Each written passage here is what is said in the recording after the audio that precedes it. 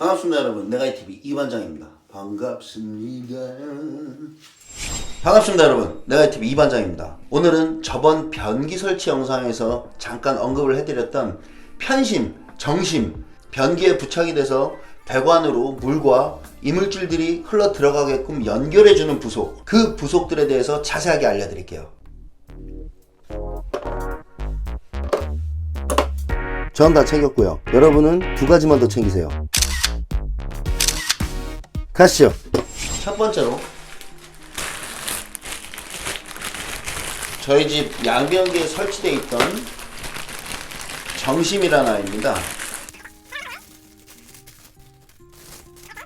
자, 여기에 이 위에 고무링이 이런 식으로 안착이 된 다음에, 자, 이렇게 잘 들어갔죠. 그 다음에 마찬가지로 부속이 이 부분이 밑으로 내려가야 되니까 위로,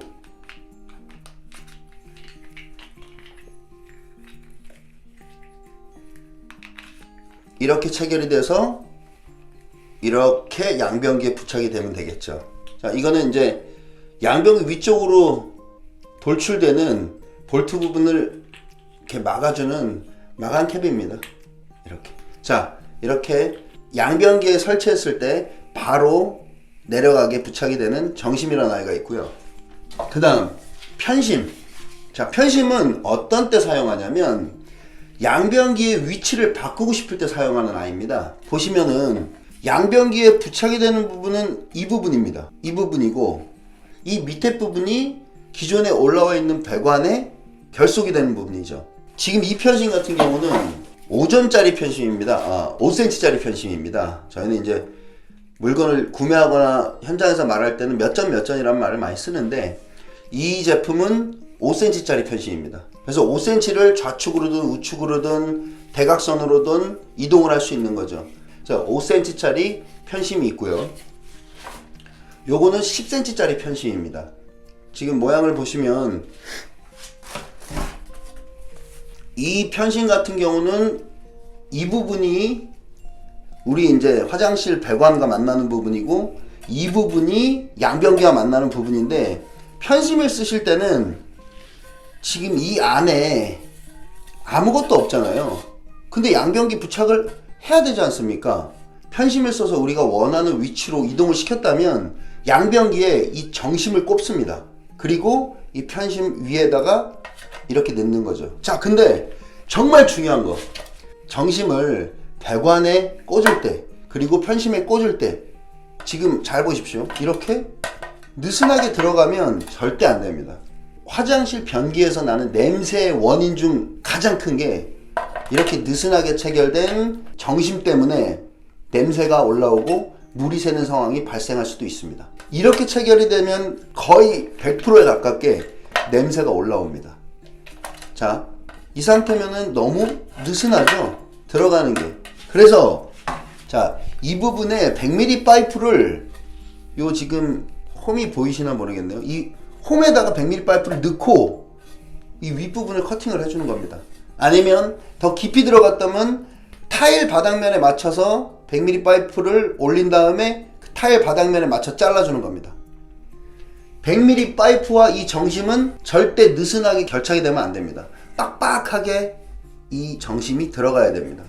이 상태에서 마무리 지시면 안 됩니다. 100mm 파이프 꼽고 타일면과 맞춰서 이 파이프를 잘라준 다음에 양변기 설치를 하셔야 돼요. 당연히 100mm PVC를 이 편심 안에다가 넣을 때는 PVC용 본드를 바르셔야 됩니다.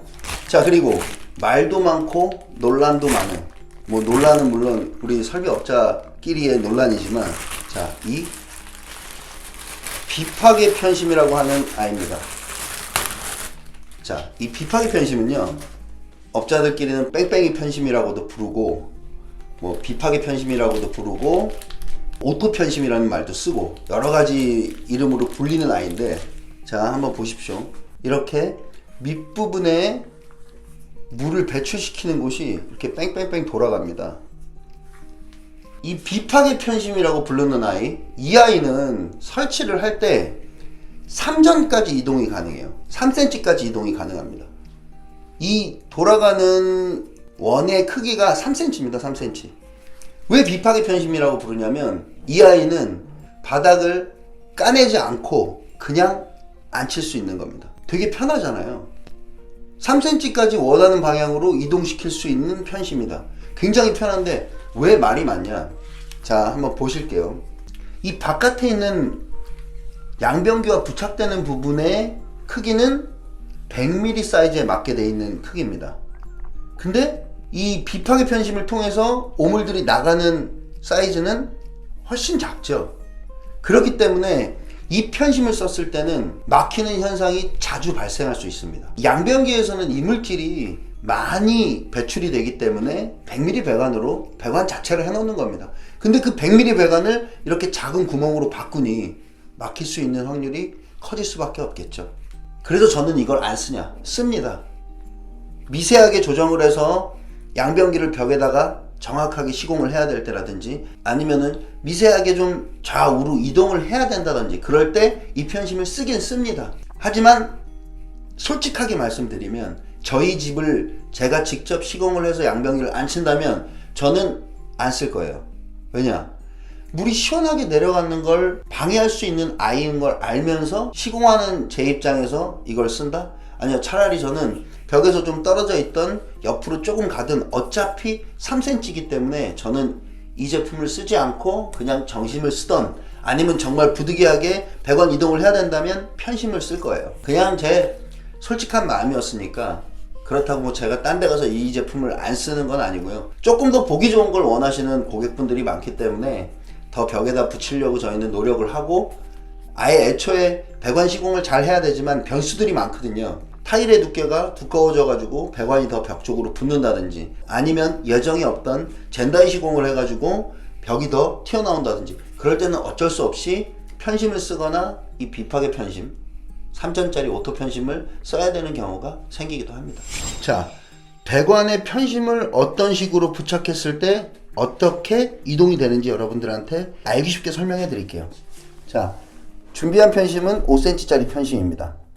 그리고 고무링을 지금 제가 빼놓은 상태예요. 이렇게 돌리기 좀 편하게. 고무링이 있으면 잘 안 들어가거든요. 자, 편심을 이런 식으로 놨을 때 왼쪽으로 5cm가 이동이 되겠죠. 그리고 이런 식으로 놨을 때 당연히 오른쪽으로 5cm가 이동이 되겠죠. 이렇게 놓으면 벽 쪽으로 5cm가 이동이 되겠죠. 반대로 마찬가지로 벽에서 떨어지는 부분으로 5cm가 이동이 되겠죠. 사선으로 가고 싶으실 때는 이런 식으로 가셔도 되고 이런 식으로 가셔도 됩니다. 그럼 여러분들이 양변기를 어느 위치로 이동시킬 거냐에 따라서 편심의 방향을 정하면 되시겠죠. 편심의 방향을 정하셨다면 자, 이 편심을 보시면 지금 편심의 폭이 두껍지 않습니까? 자, 이렇게 설치를 해놓고 이렇게 편심이 떠 있는 상태에서 양변기를 안 치면 양변기가 굉장히 높이 뜨겠죠. 그렇게 시공을 하는 곳은 없죠. 뭐 물론 있을 수도 있죠. 특이한 걸 좋아하시는 분들은.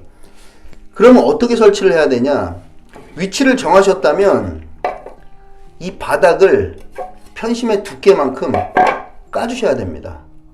타일을 커팅해서 이동하는 방향이 이런 식이라면 이 부분을 타일 바닥을 커팅을 하고 안에 있는 뭐 흙이나 시멘트를 덜어내야 됩니다. 그 다음에 이 배관을 이 편심이 들어가서 이 윗부분이 타일면과 일치할 수 있도록 바닥을 까내신 만큼 이 안에 있는 배관을 커팅을 해주셔야 돼요. 조금 복잡해지죠. 이 작업은